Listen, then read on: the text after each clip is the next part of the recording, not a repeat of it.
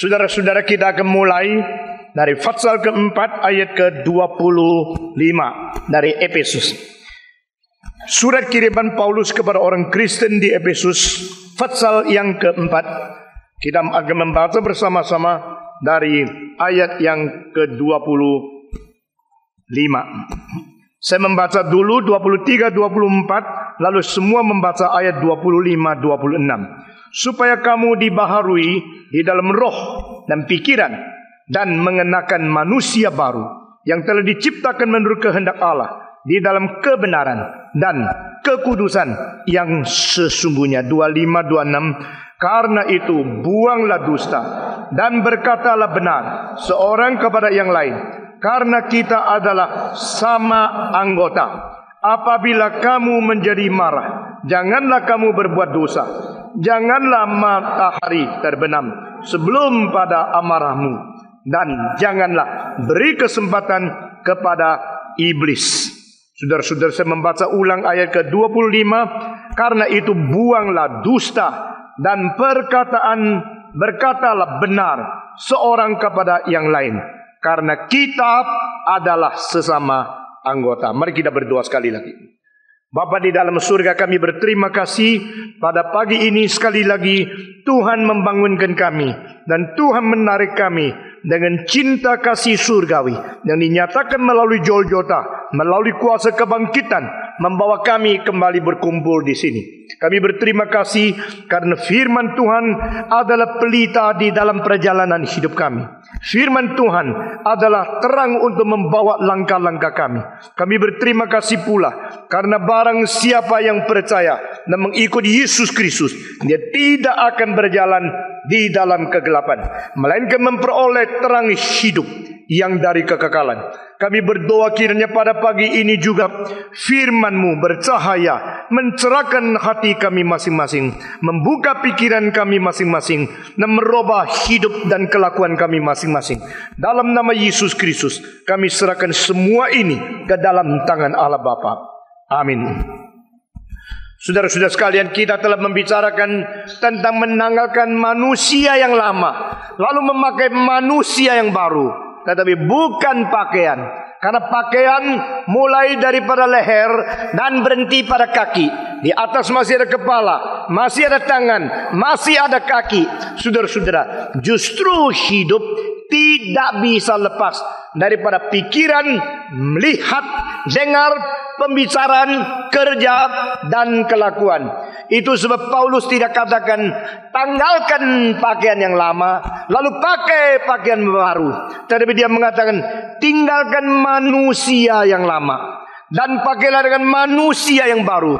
Berarti dari ujung rambut sampai telapak kaki, keutuhan seluruhnya harus integritas, harus semuanya, seluruhnya menjadi baru. Saudara-saudara, itu sebab pasal keempat selesai ayat ke-24, langsung masuk ke ayat ke-25, pernyataan hidup yang baru.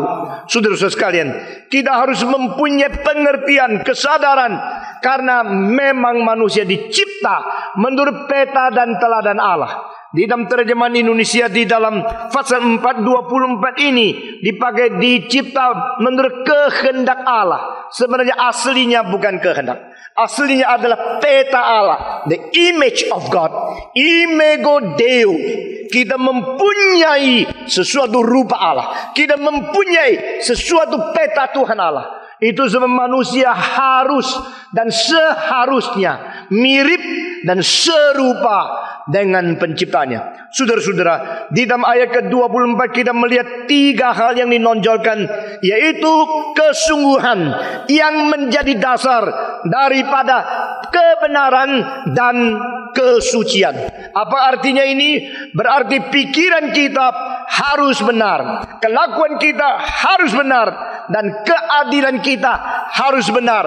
Ini tiga menurut teologi reform menjadi ketiga aspek peta Allah yang paling hakiki. Yaitu pertama sifat rasio, kedua sifat hukum, dan ketiga sifat moral. Saudara, kalau mendengar ayat dan hal yang penting-penting dicatat. Karena ini akan membekali pengertian teologiamu, sehingga engkau tidak akan digoncangkan sembarangan oleh mereka yang ajarannya tidak bertanggung jawab. Saudara-saudara, sifat rasio, sifat hukum, dan sifat moral, ini tiga hal yang membentuk manusia mempunyai kemiripan dengan Tuhan. Jikalau manusia berbeda dengan binatang, menurut pengertian daripada filsafat barat yang diwakili oleh Aristotle, maka mereka hanya mengerti satu aspek, yaitu aspek rasio. Manusia berrasio, binatang tidak berrasio. Manusia bisa memikir, binatang tidak bisa memikir. Manusia berimajinasi, binatang tidak berimajinasi. Manusia mempunyai kemungkinan berspekulasi, bisa menganalisa, bisa menyelidiki, bisa mentuntaskan persoalan melalui jalan pikiran logika. Ini semua tidak ada pada binatang-binatang yang lain. Itu sebab Aristotelian filosofi di dalam menangani masalah apakah perbedaan antara manusia dengan binatang, dia mengatakan hanya satu, yaitu sifat rasio, saudara-saudara. Tetapi ini tidak cukup. Kalau engkau melihat buku filsafat, waktu dibaca kelihatan istilahnya sulit-sulit, pikirannya begitu rumit, dan jalan logikanya begitu komplikated. Tetapi saudara-saudara, kalau semuanya itu dibandingkan dengan ajaran Alkitab, baru menyatakan pikiran manusia sangat dangkal dan sangat terbatas. Saudara-saudara, apakah bedanya manusia dengan binatang menurut versi filsafat timur yang diwakili oleh Mencius, orang Tiongkok yang 2300 tahun yang lalu, kira-kira sejaman dengan Aristotle? Itu adalah sifat hati nurani yang membedakan. Karena manusia berbeda dengan binatang adalah sebab manusia kalau bersalah bisa menegur diri. Manusia kalau bersalah merasa malu. Manusia kalau berdosa dia tidak lagi sejahtera. Nah, manusia kalau melihat orang lain di dalam kesulitan, di dalam kemiskinan, di dalam kerusakan, atau di dalam ambang pintu kematian, ada perasaan terharu dan ingin menolong, membantu orang lain. Itu tidak ada pada binatang. Ini adalah filsafat timur yang diwakili oleh Mencius. Sifat terharu, sifat merasa malu, sifat menyesal, dan sifat mau menutupi segala kesalahan karena dia sedih sudah berbuat. Ini semua adalah perbedaan antara manusia dengan binatang. Tetapi saudara-saudara, ini hal adalah mengenai moral, dan dasar moralitas adalah diberikan sesuatu hati nurani untuk menilai. Ini ada di sini. Dan selain itu, maka filsafat Tiongkok dan filsafat Timur juga tidak lengkap. Tetapi saudara-saudara, di dalam ayat ini kita melihat ketiga aspek yang melampaui filsafat barat yang diwakili oleh Aristotle, melampaui filsafat timur yang diwakili oleh Mencius. Karena di sini menyebutkan tiga hal, bukan satu, bukan dua. Ketiga hal ini adalah rasio, hukum, dan moral. Saudara-saudara, sifat rasio untuk memikir, sifat hukum untuk mengadili, menilai, dan menghakimi segala perbuatan di dalam diri dan di dalam orang lain. Dan sifat moral yaitu menyeluruh seluruh pikiran sampai seluruh tindak tanduk, tingkah laku kita di dalam berhubung dengan orang lain, yaitu mengenai etika. Saudara-saudara sekalian, ketiga hal ini, maka dikatakan oleh Paulus, kita harus mempunyai keadilan, kita harus mempunyai juga akan kesucian yang sungguh-sungguh. Atau mempunyai kedua hal ini yang didasarkan kesejatian, yang sungguh-sungguh benar, itu kebenaran. Ini menyangkut akan rasio yang adil, yang benar, ini menyangkut hukum, dan yang suci ini menyangkut akan moral. Puji Tuhan, tidak ada buku apapun di dalam seluruh sejarah menyelesaikan pengertian manusia terhadap manusia sebenar. Di dalam diri kita ada apa? Saudara-saudara, di dalam diri manusia ada tiga hal yang penting. Dan ini sudah diperkembangkan oleh teologi reform menjadi antropologi teologis yang diwahyukan oleh Tuhan, yang melampaui semua teologi yang lain. Saudara-saudara, puji Tuhan, kita memerlukan rasio yang dipimpin oleh kebenaran. Kita memerlukan sifat hukum yang berdasarkan keadilan Tuhan. Kita memerlukan sifat moral yang berdasarkan kesucian Tuhan. Dan Allah, sumber kebenaran, sumber keadilan, sumber kesucian, Allah menjadi sesuatu jaminan baik pribadi maupun masyarakat berhidup di dalam keadaan yang beres. Saudara-saudara, puji Tuhan. Pada waktu hukum 10 hukum Taurat Musa diberikan, maka Roma pasal 7 mengatakan, di situ menyatakan kesucian, keadilan, dan kebajikan Allah. Melalui pengertian hukum, baru kita sadar kita kurang suci, kita kurang adil, dan kita kurang bajik dibanding daripada sasaran yang sudah diberikan Tuhan atau sumber kita. Tuhan adalah sumber hidup kita. Dia juga adalah sasaran hidup kita. Alpha point is in God. Omega point is in God. We are created by Him and we are created for Him. We are created through Him and we are created to glorify Him. Dia adalah titik awal dan dia adalah titik akhir.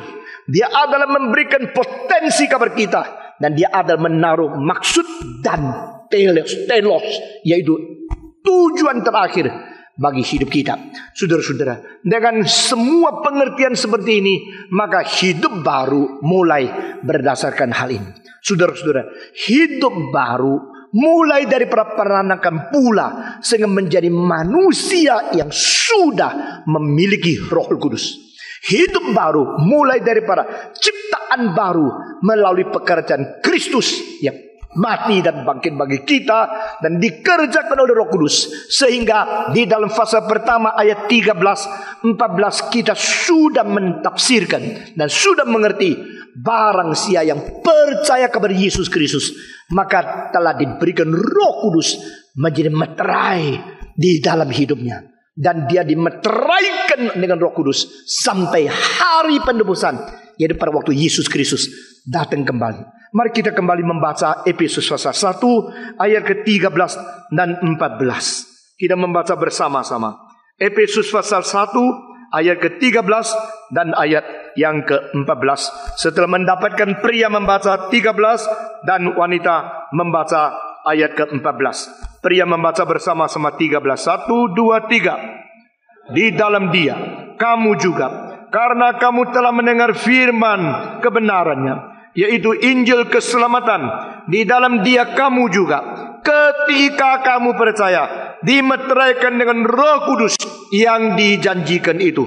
Ayat 14 wanita, dan Roh Kudus itu adalah jaminan bagian kita sampai kita memperoleh seluruhnya, yaitu penebusan yang menjadikan kita milik Allah untuk memuji kemuliaannya. Dengan jelas ayat 13 mengatakan kapan kita menerima Roh Kudus, yaitu saat kita menerima Yesus Kristus sebagai juru selamat. Kapan Roh Kudus berada dalam diri kita? Pada waktu Kristus menjadi juru selamat kita. Bukan second blessing, bukan ditumpangi tangan lagi pergi ke Toronto lagi atau pergi ke Korea lagi lalu kita jatuh geletak di atas tanah baru menerima Roh Kudus. Itu bukan ajaran Alkitab. Alkitab mengatakan ketika kamu menerima Kristus, saat itu juga Roh Kudus turun dan berada di dalam dirimu menjadi meterai supaya kamu dapat jaminan menunggu penebusan yang total, yaitu Kristus datang kembali. Saudara-saudara, jadi hidup baru itu adalah anugerah Tuhan. Tetapi kehidupan yang baru adalah hidup kita yang sesuai anugerah Tuhan. Saya mau ulangi sekali lagi. Hidup baru adalah anugerah Tuhan. Kehidupan yang baru adalah tingkah laku kita yang sesuai dengan anugerah itu. Jadi tidak ada orang berhak, berandil, berjasa, berkualifikasi untuk menerima hidup yang baru, karena itu adalah sola gratia, semuanya anugerah Tuhan. Tetapi setelah kita menerima anugerah, kita harus mengutarakan anugerah itu di dalam tingkah laku perubahan, karena kita mau taat dan kita mau memuliakan Tuhan. Maka di sini Paulus mulai dengan satu hal yang sangat heran sekali. Dia tidak bicara tentang pikiran, dia tidak bicara tentang hal yang lain. Itu semua memang benar. tetapi saudara-saudara, dia bicara mulai dari mulut.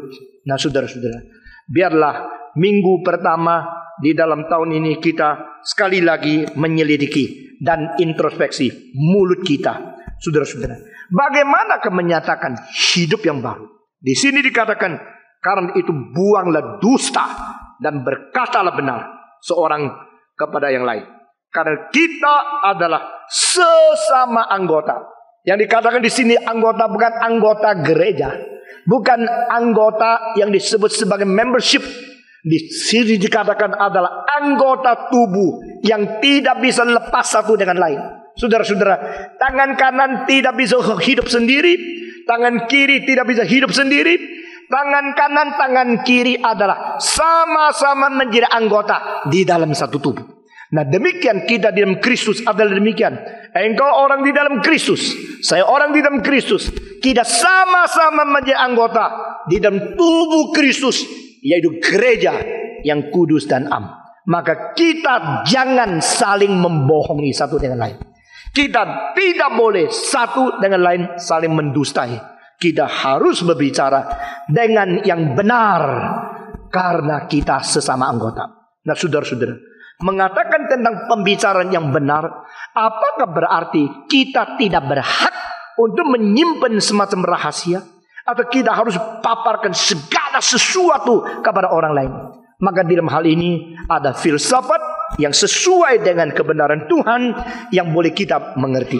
Saudara-saudara, saya sendiri membagi perkataan dusta atau perkataan yang kurang benar atau perkataan yang benar tapi tidak dikatakan. Semua mengenai kataan ini boleh kita bagi menjadi 8 lapisan.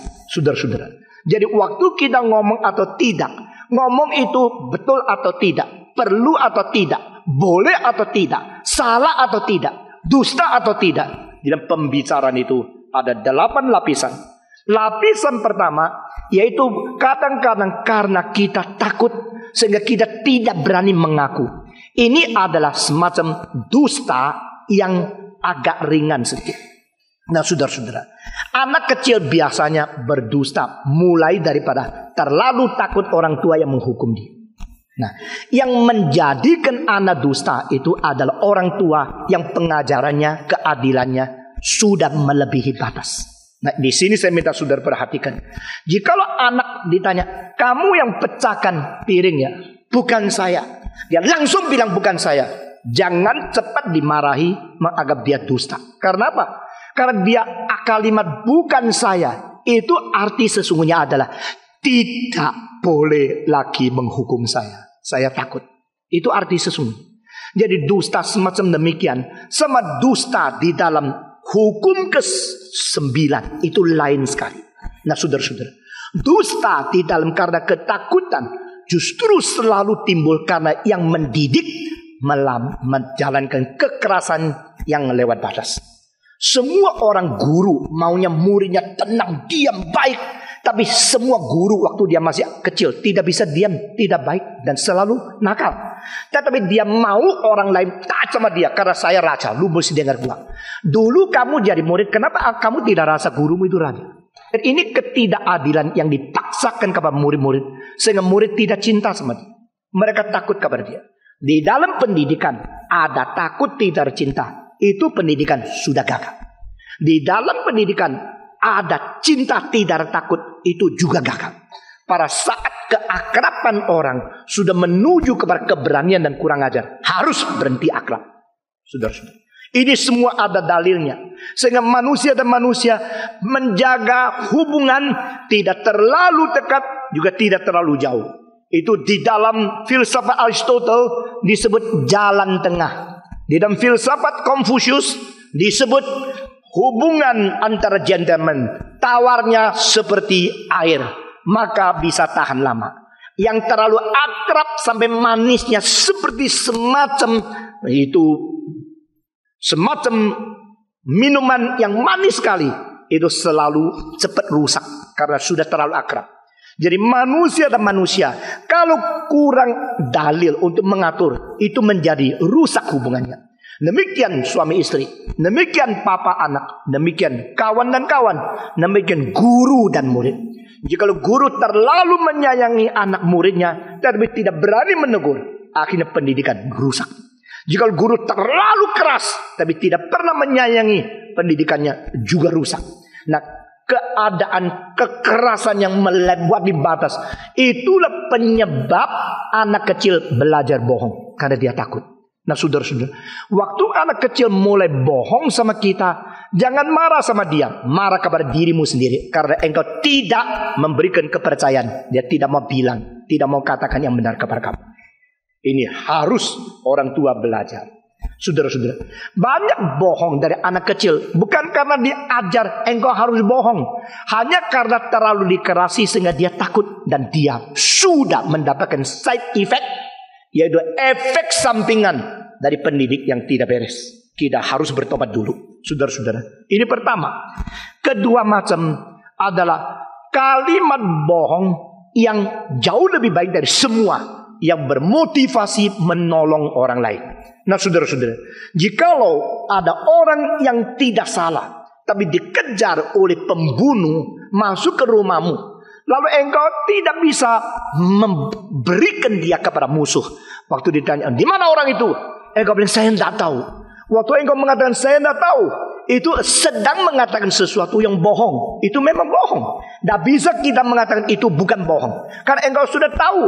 Bukan saja engkau tahu, engkau yang menganjurkan dia simpan di mana. Engkau yang menutupi dia. Engkau yang telah menyelamatkan dia. Dan engkau berkata, aku tidak tahu. Itu bohong.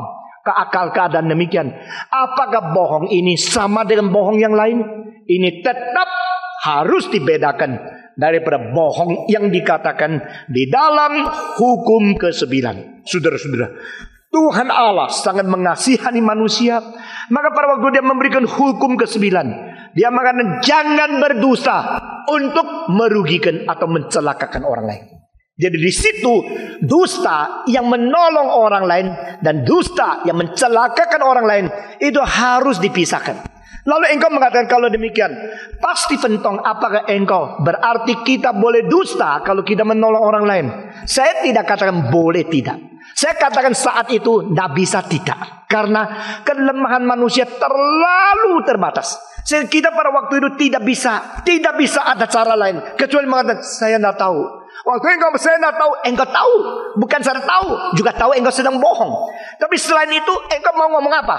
Engkau mau ngomong di situ, tapi sebenarnya saya minta tolong jangan bunuh dia ya. Tidak bisa kan? Jadi itu kelemahan-kelemahan pada saat tertentu engkau tidak ada cara lain, harus mengatakan kalimat yang bersifat bohong, tetapi motivasinya menolong orang lain. Saya percaya itu Tuhan bisa mengampuni dan mengerti, tetapi engkau harus minta pengampunan Tuhan. Saya tidak mengiyakan, saya tidak membenarkan boleh. Saya tidak jawab boleh tidak. Saya cuma katakan waktu itu kita tidak bisa tidak. Waktu itu kita terlalu lemah. Sifat manusia tidak ada jalan lain. Mungkin ada orang kuat dan berani luar biasa, tapi maafkan saya katakan kebanyakan orang tidak mempunyai kemampuan kerohanian seperti itu untuk mengatakan sungguh-sungguh saya tahu di mana dan sebagainya, dan dia percaya Tuhan akan menolong. Karena iman kita terlalu lemah dan kita orang yang tidak boleh menganggap diri terlalu rohani, maka simpatilah kepada orang. Ini adalah sifat yang sama. Kita tidak setuju pengguguran. Tapi perempuan yang diperkosa, kalau dia tidak kekuatan lain yang digugurkan, mari kita mengerti dia, bukan kita mengizinkan. Saudara-saudara, nah ini adalah hal kedua.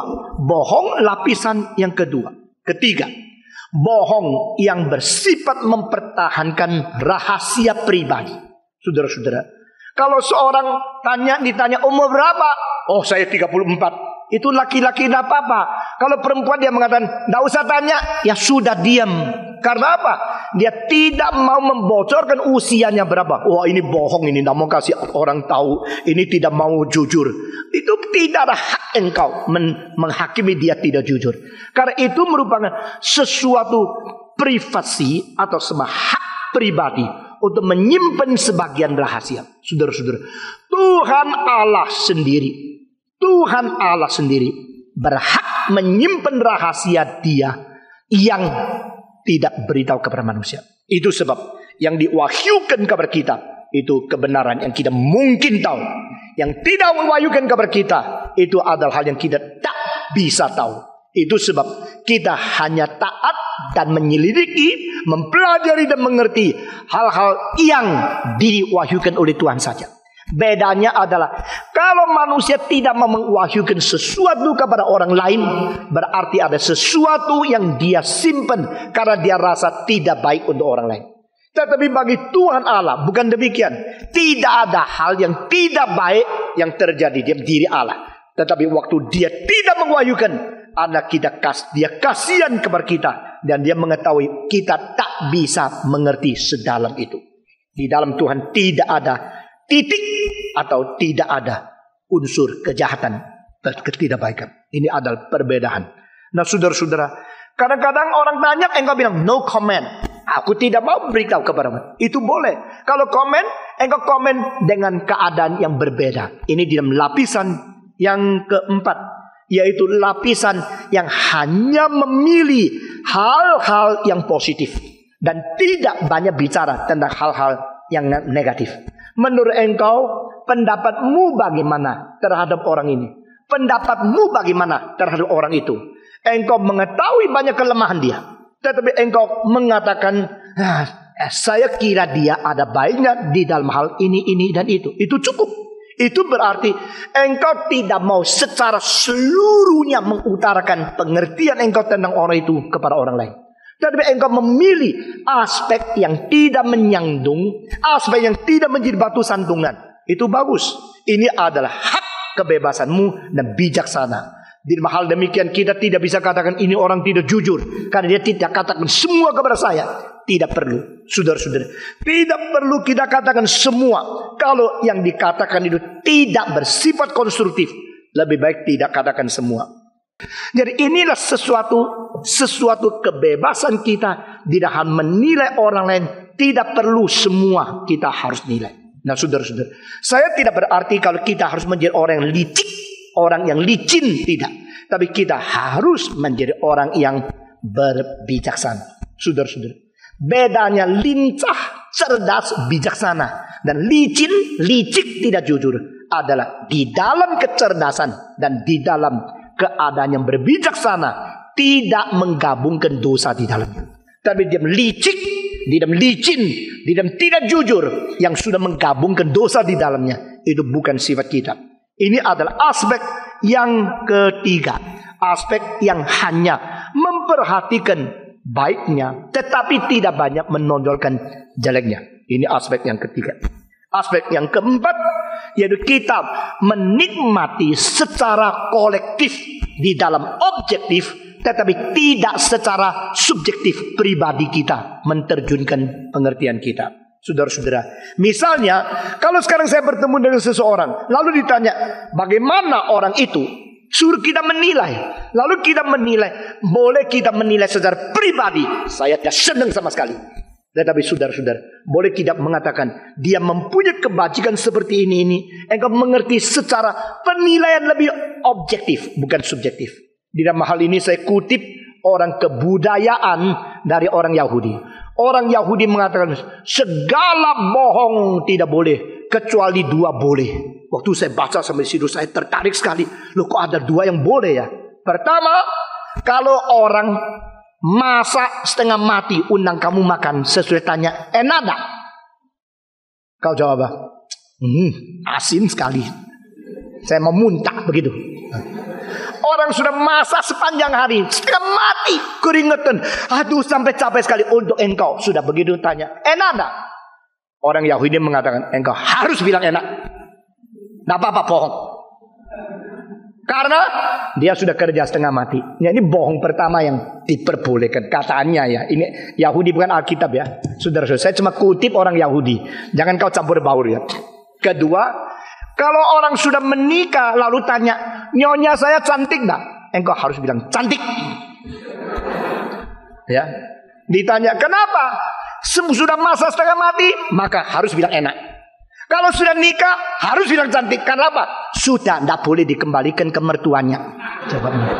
Nah, saudara-saudara, engkau bilang, loh, tapi saya rasa dia tidak cantik. Coba objektif sekali. Ada orang tidak cantik, tapi kalau senyum lumayan juga. Ada orang mata kalau buka tidak sedih, kalau tutup lumayan juga. Jadi lebih objektif berarti bicara dari pandangan objektif, meskipun tidak seluruhnya berdasarkan dari pikiran. Ya saudara-saudara, apakah kita harus jujur? Jujur sampai di dalam pusarmu ada hitam-hitam kasih tahu orang lain juga? Tidak perlu. Jujur sampai segala sesuatu bongkar, tidak perlu. Kita perlu bagaimana saling menghormati di dalam kejujuran menurut ayat ini. Tetapi ada lapisan-lapisan jujur dan bohong yang kita mengetahui. Saudara-saudara, ini ada lapisan yang keempat. Lapisan yang kelima, yaitu lapisan yang lebih jelas lagi, menyangkal hal yang benar.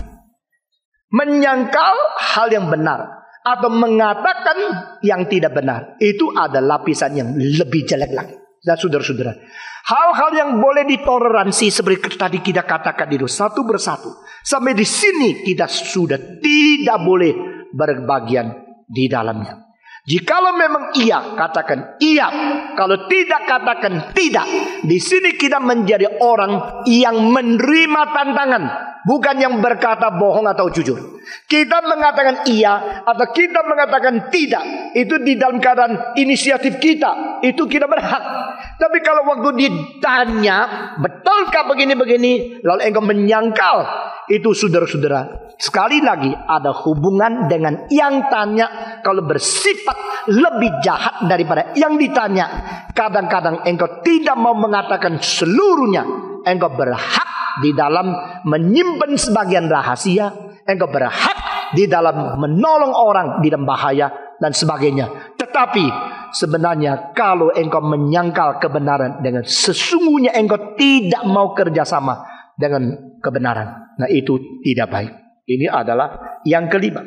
Keenam adalah orang yang sengaja menolak dan sengaja memutar balik akan kebenaran. Ini mulai menjadi satu perkataan yang bergabung dengan kejahatan. Nah saudara-saudara, ini adalah memutar balikkan segala sesuatu.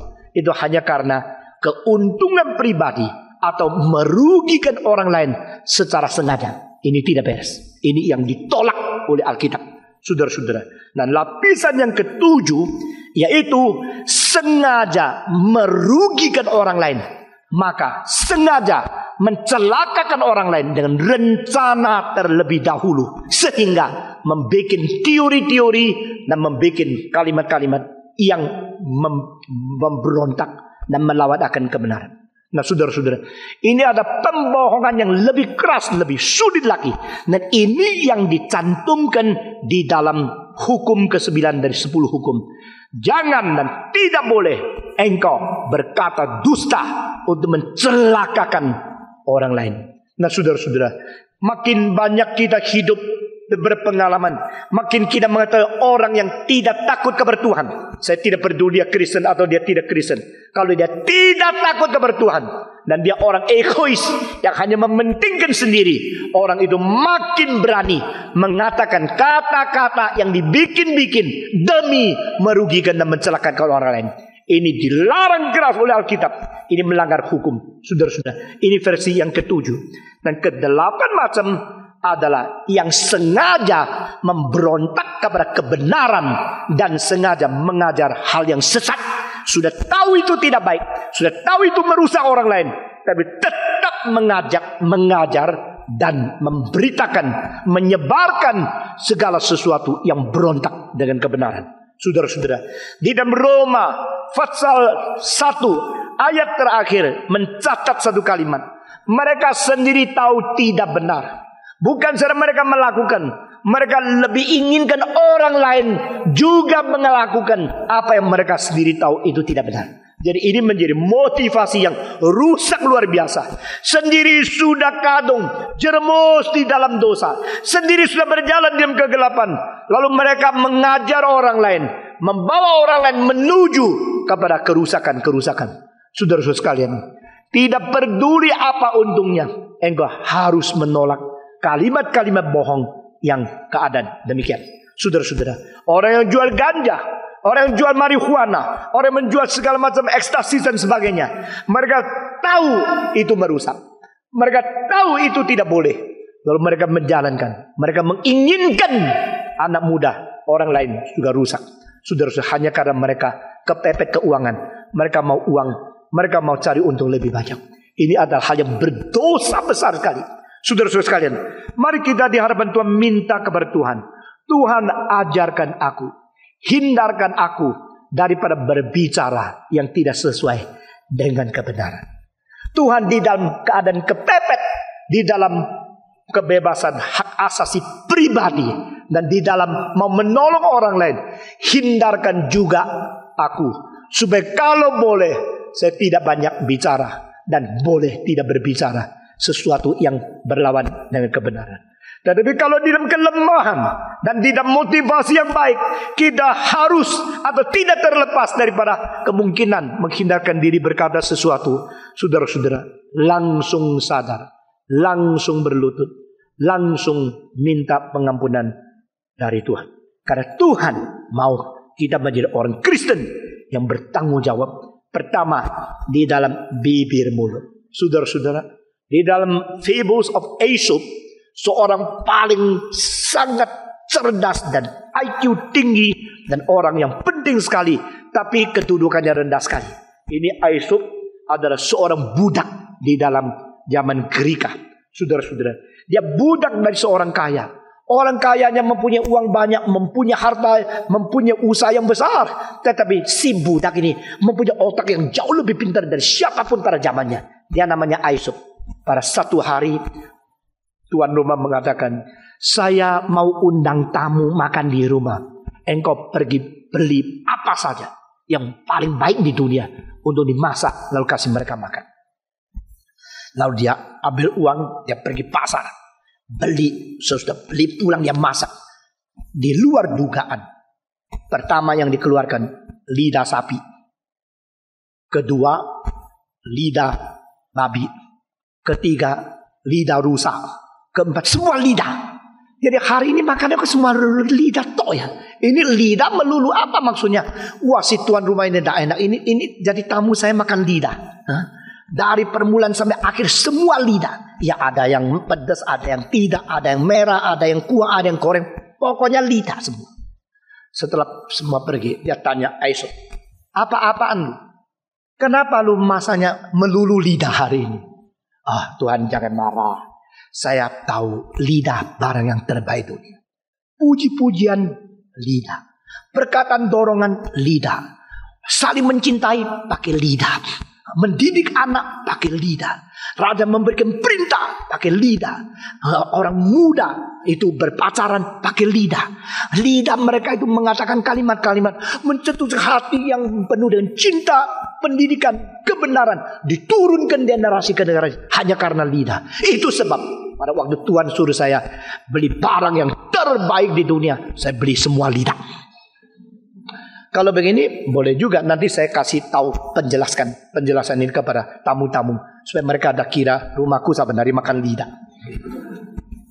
Satu hari dia undang lagi kawan makan.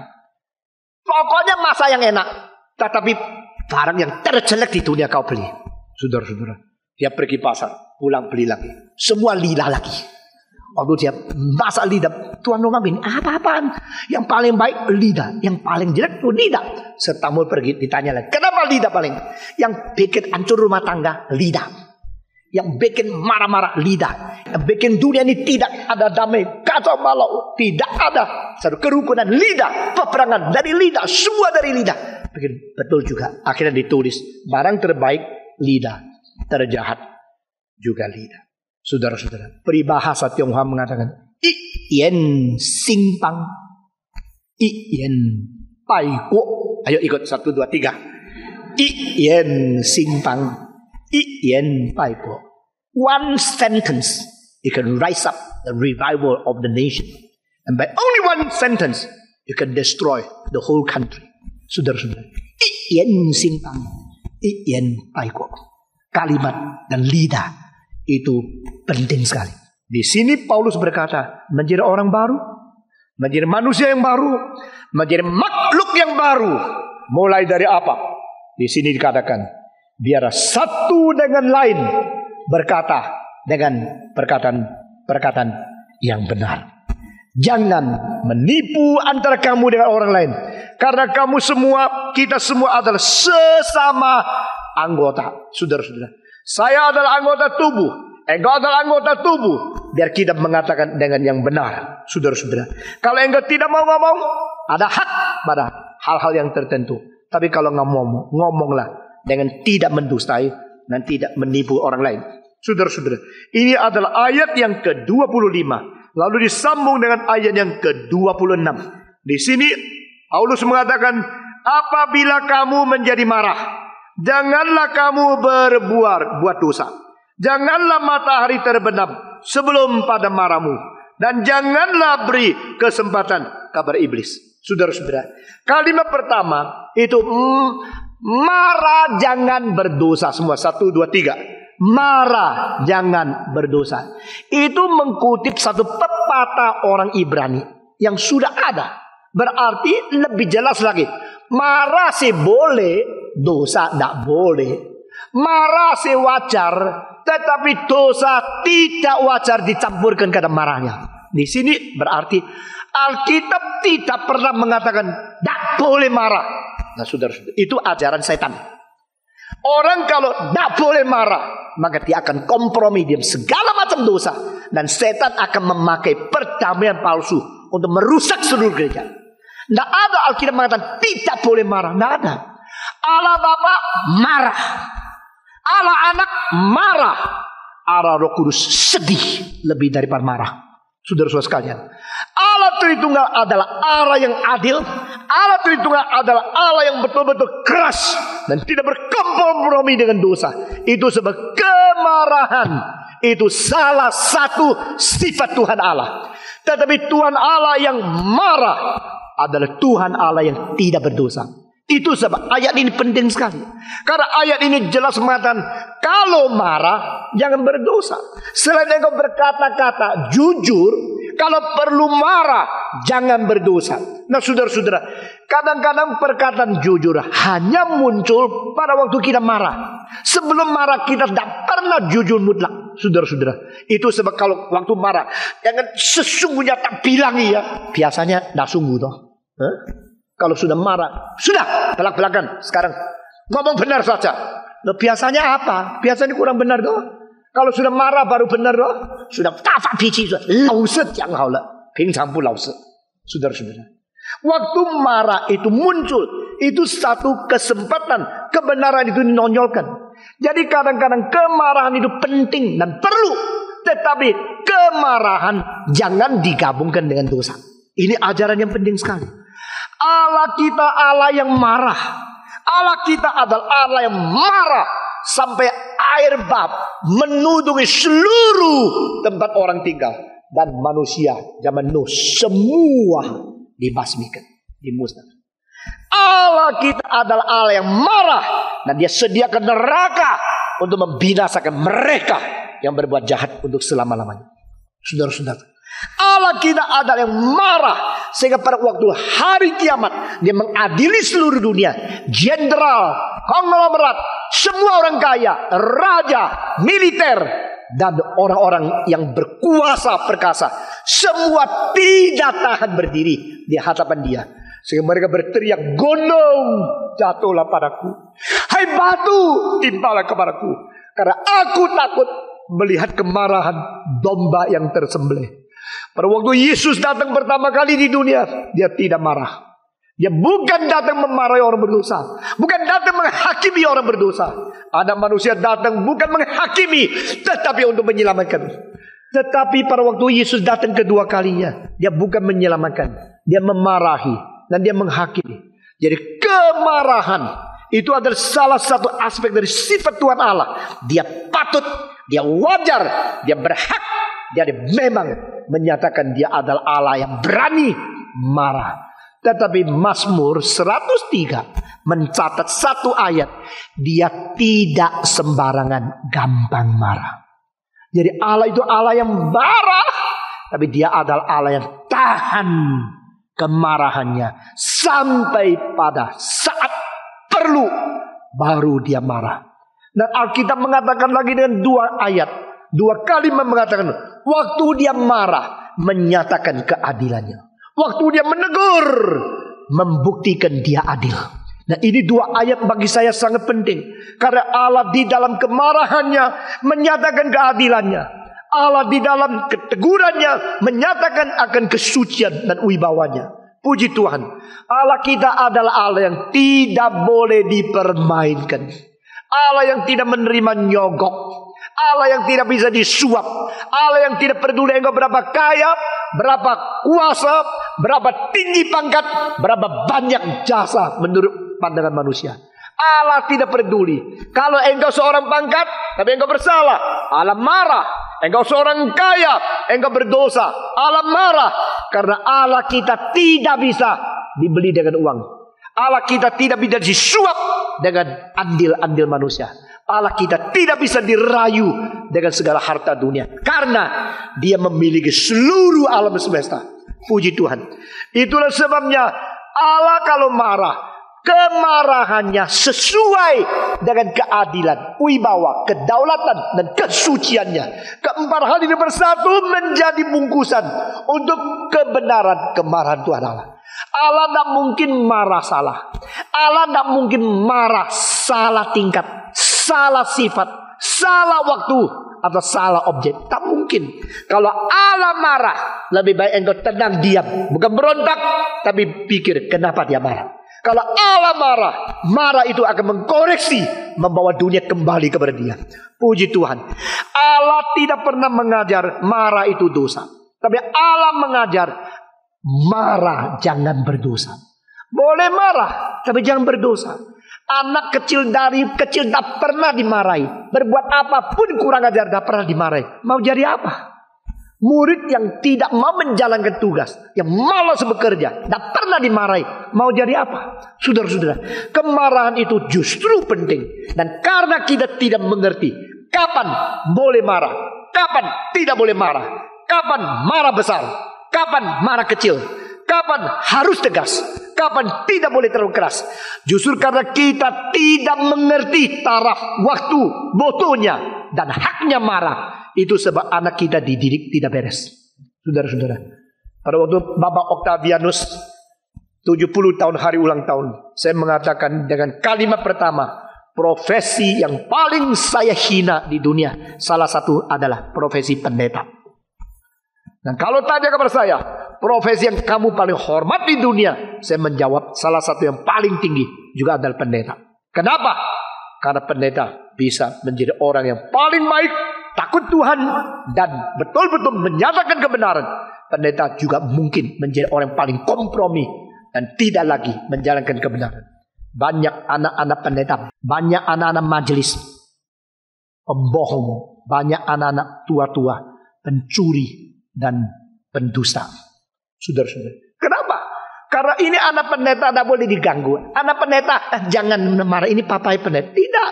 Kalau anak saya kurang ajar, silakan marahin dia, lalu kasih tahu sama saya marahin lagi. Saudara-saudara, kalau anak keluarga pendeta, majelis dan sebagainya boleh disembarangkan, maka gereja tidak keadilan. Harus tahu kapan harus marah. Boleh marah, tidak boleh. Sampai di mana marahnya? Marah jangan digabung dengan dosa. Maka kemarahan itu penting sekali. Kita melihat bersama-sama Mazmur 76.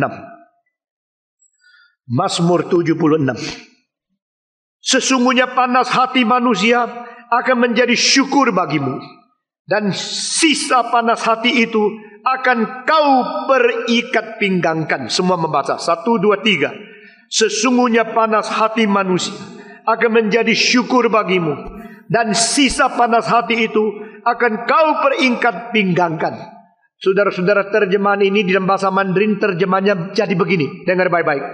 Sesungguhnya kemarahan manusia mungkin bisa menggenapi kemuliaan Tuhan Allah, tetapi kebanyakan sisa-sisa kemarahan yang kelebihan itu kamu akan menghentikannya. Nah, saudara-saudara, saya tidak tahu kalau terjemahan lain bagaimana. Saya cuma tahu ini perbedaan antara Mandarin dan Indonesia di besar sekali.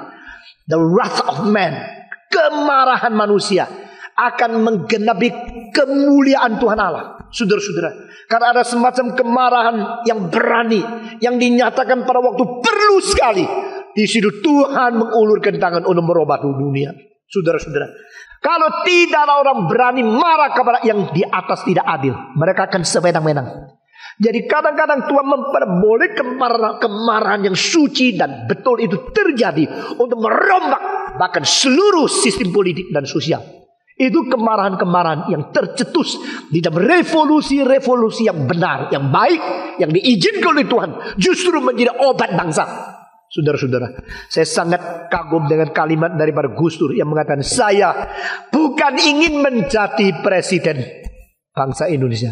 Saya bukan mau jadi presiden. Saya mau jadi guru bangsa.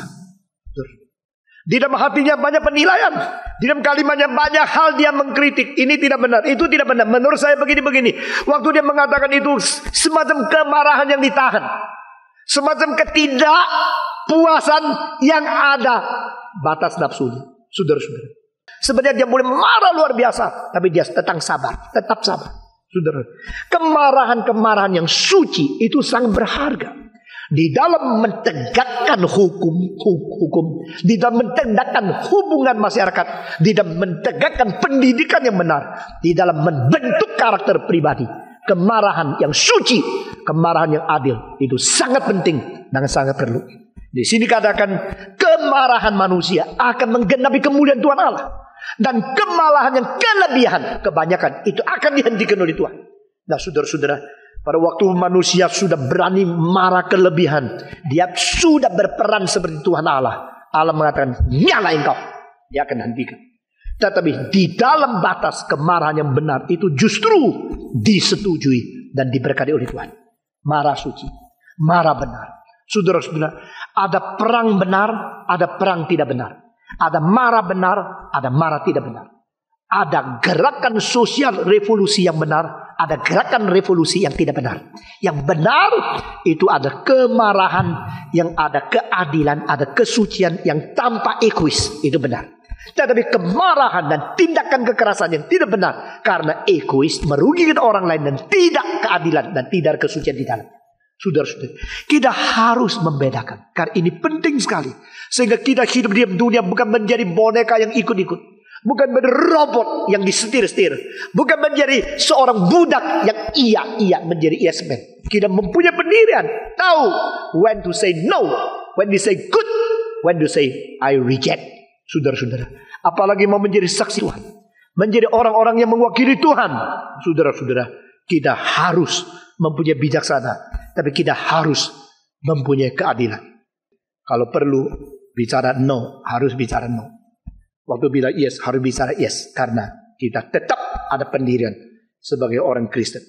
Saudara-saudara sekalian, di sini kita melihat Paulus mengatakan boleh marah, tapi jangan berdosa. Apa artinya? Berarti marah itu sendiri tidak tentu berarti dosa.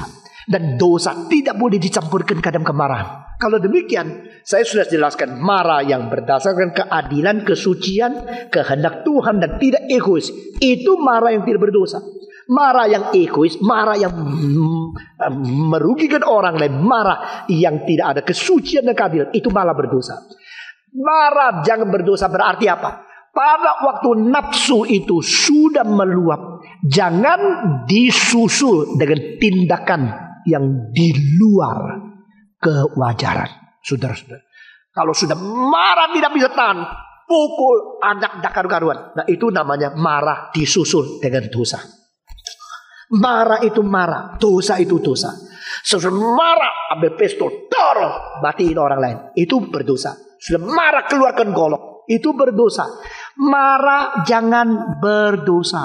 Saudara-saudara, pendesain BMW yang menjadi sesuatu kesuksesan luar biasa akhir 10 tahun ini di Jerman, dia menembak mati anaknya sendiri karena marah.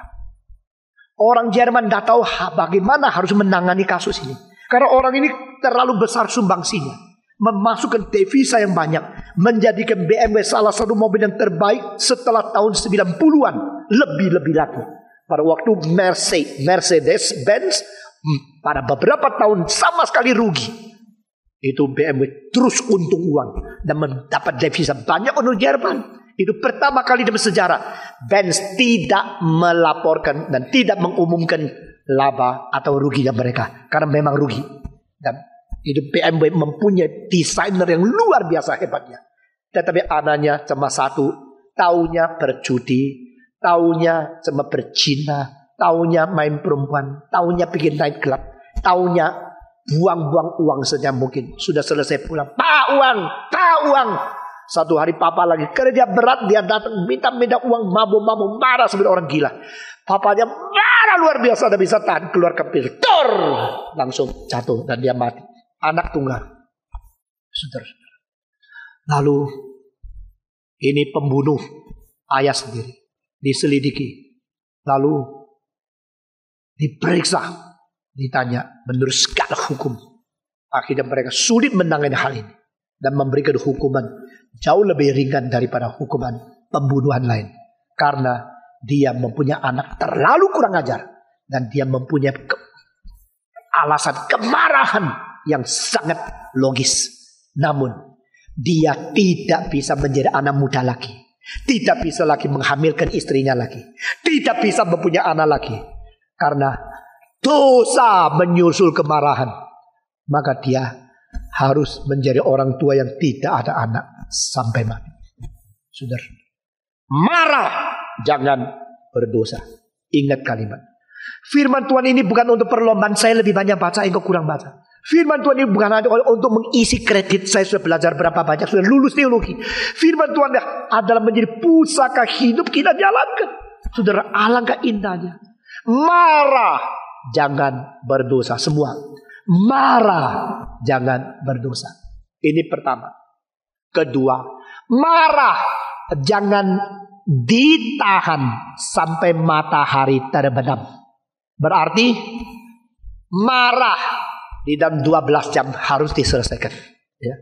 Kalau matahari terbenamnya jam 5, maka engkau pagi-pagi marah. Berarti 12 jam ini engkau tahan terus sampai matahari terbenam. Jangan simpan lagi.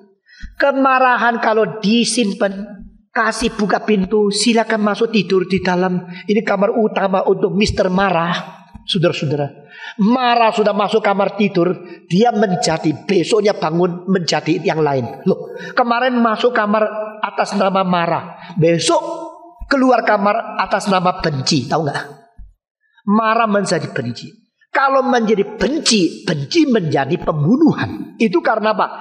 Karena kemarahan itu bisa menjadi makin lama makin dalam, makin lama menggerogoti emosi yang rusak dan menjadi kebencian. Kalau sudah menjadi kebencian, itu antara manusia sama manusia sudah tidak hubungan. Pelan-pelan itu subconscious sudah menimbul benci, makin tambah. Akhirnya menjadi yang seharusnya kita mencintai dan kita mengerti, menjadi kita cuma lihat jeleknya dan lihat baiknya. Semua yang dilihat jeleknya. Karena apa? Sudah mulai benci. Kemarahan itu jangan ditahan, tahan sampai matahari terbenam. Oh Tuhan, matahari sudah mau terbenam, biarlah saya melupakan semua ini. Saudara-saudara, dan kemarahan kalau sudah menjadi kebencian, itu besok makin lama makin sulit kembali lagi ke hubungan yang baik. Maka pertama, marah jangan berdosa. Kedua, marah jangan disimpan, ditahan, dipelihara sampai hari terbenam. Berarti sebelum matahari terbenam harus selesai kemarahan. Ketiga, jangan memberikan tempat kepada iblis. Kita membaca sekali lagi, ini 3 hal yang bersangkut paut dengan marah yang harus kita belajar baik-baik. Efesus pasal keempat ayat ke-27 sekarang. Semua membaca bersama-sama. Efesus 4:27. 1, 2, 3. Jangan beri kesempatan kepada iblis. Saya minta saudara perhatikan, kalimat ini cuma muncul 1 kali di seluruh kitab suci. The only ones mentioned in the whole Bible. Jangan memberikan lowongan, jangan memberikan kesempatan, jangan memberikan kemungkinan tersusuknya pikiran setan pada waktu engkau marah. Nah saudara-saudara, marah itu adalah emosi negatif. Dan marah itu bisa menjadi kebencian. Dan setelah kebencian timbul, maka saudara-saudara, setan akan memakai kebencian itu untuk menggerogoti akan rohani kita, sehingga menimbulkan semua pikiran negatif terhadap orang yang kita marah. Selalu pikirnya negatif, sehingga itu ada loncatan konklusi yang membuat no return of the relationship. Saudara-saudara, ini bahaya sekali. Mengapa orang cerai? Mengapa orang memusuhi saudara sendiri? Karena apa? Karena permulaan itu tidak senang, lalu menjadi marah, lalu menjadi benci, sudah menjadi benci, mulai rencana dendam, balas, dan akhirnya menjadi pembunuhan, menjadi perceraian, menjadi segala sesuatu yang tidak beres. Tidak bisa lihat lagi baiknya di mana, tidak bisa lihat lagi indahnya di mana. Itu bahaya sekali. Kiranya Tuhan memberkati kita. Dan setan adalah yang terus-menerus mencari lowongan masuk. Setan adalah terus-menerus mencari kesempatan ganggu, mencari kesempatan untuk mengikut campuri hidup kita. Saudara-saudara, itu sebab give no room for Satan, but surrender yourself always before the word of God and God himself. Kiranya Tuhan memberkati kita masing-masing. Mari kita membaca beberapa ayat ini satu kali lagi. Tahun baru, hari minggu pertama, hidup baru, mulai daripada mulut, mulai daripada hati. Mari kita membaca bersama-sama Efesus pasal keempat. Kita ayat 25 sampai 27. Semua 1, 2, 3. Karena itu, buanglah dusta dan berkatalah benar seorang kepada orang lain. Karena kita adalah sesama anggota. Apabila kamu menjadi marah, janganlah kamu berbuat dosa. Janganlah matahari terbenam sebelum padam amarahmu. Dan janganlah beri kesempatan bagi iblis. Mari kita berdiri. Bapa terima kasih. Bapa terima kasih. Apa di dalam surga ku beri terima kasih. Mari kita berdoa. Tuhan beri kekuatan kepada kita. Kita berdoa Tuhan selalu memberikan pencerahan dengan firman dalam hati kita. Berdoa kiranya Roh Kudus terus memimpin dan membawa kita menuju kepada kemenangan. Mari kita berdoa bersama-sama. Semua buka suara berdoa. Bapa di dalam surga, kami berterima kasih dan bersyukur karena Engkau demikian mencintai kami. Engkau mendidik kami, Engkau mentuturkan kebenaran, Engkau mengajar dan memberikan pencerahan kepada kami. Kami berterima kasih Tuhan. Pada hari ini sekali lagi kami datang kepadamu. Kami telah mendengarkan firman-Mu, kami telah menerima ajaran-Mu. Kiranya apa yang kami dengar pada pagi ini boleh menjadi kekuatan baru untuk merubah hidup kami, untuk memperbaiki akan karakter dan keluarga hubungan kami. Dengar doa kami Tuhan. Kami berterima kasih dan bersyukur dalam nama Yesus Kristus, Penebus dan Juru Selamat kami yang hidup. Amin.